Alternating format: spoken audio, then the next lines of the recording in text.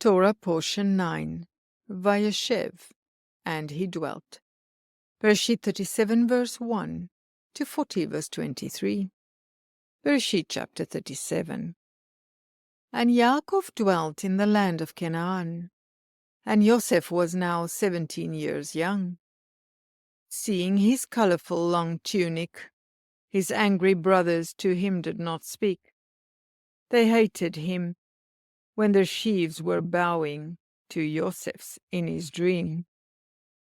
On hearing another dream of the sun, moon, and stars bowing to him, their hearts were filled with envying. When sent by his father to bring word from his brothers, on seeing him they started plotting his death with one another. Reuben rescued him from their hand for them not to shed blood. But from the pit they took him, and to traders he was sold. Dipping his robe in blood, they brought it to their father. Seeing it, Yaakov mourned many days thereafter, while Yosef was sold to Potiphar, Pharaoh's officer. Bereshit chapter 38. Yehudah left his brothers, dwelling with his friend Chirah, marrying a Canaanite daughter, and went into her. Bearing 3 sons, he took Tamar as a wife for his firstborn. When Adonai took his evil life, he gave her his second son. When Adonai took his life too because of his neglect, she waited in her father's house. The lastborn Yehudah tried to protect. Once Yehudah was comforted after his wife died. Tamar waited where he went sheep shearing, being disguised. After going into her, he left the pledge she required.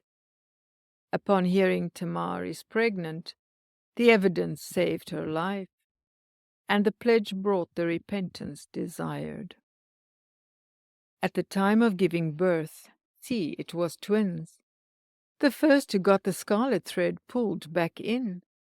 So Peretz, who broke through, came out, and Zerach as the second-born followed.